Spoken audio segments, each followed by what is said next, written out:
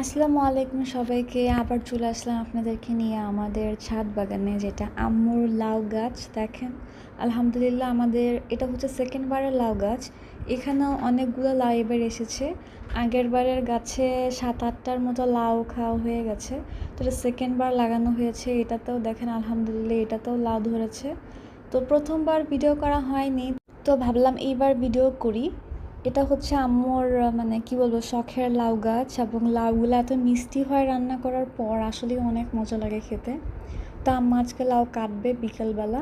তো আমিও গেলাম সাথে, যে ভিডিওটা করে আসি দেখাই, কারণ হচ্ছে লাউ তো খাওয়া হয়ে যায়, কিন্তু ভিডিওটা পরবর্তীতে যখন দেখি তখন আসলে ভালো লাগে। একদম মানে দোকানের লাউ যেরকম বাজারে থাকে তার থেকেও সুন্দর দেখা যায় যখন গাছের মধ্যে ঝুলতে থাকে। তো আম্মু লাউটা আজকে কাটবে। এটা হচ্ছে আম্মুর বাগান। এখানে প্রচুর পরিমাণে বেগুন গাছ লাগিয়েছে, প্রচুর পরিমাণে। আমি গুনে দেখেছিলাম, মনে হয় 10 থেকে 15টা বেগুনের গাছ আছে আম্মুর। তো এগুলো সেবা যত্ন দিতে হয়। আমার গ্যান্ডারি গাছ তো আম্মু প্যাকিং করে রাখে পলিথিন দিয়ে, যাতে করে কোনো পোকামাকড় অ্যাটাক করতে না পারে। পরবর্তীতে হয় কি, লাউ হতে চায় না। প্রত্যেকটা যখন হয় তখন আম্মু পলিথিন দিয়ে দিয়ে প্যাক করে রাখে। তো আম্মু এখন লাউটা কাটবে।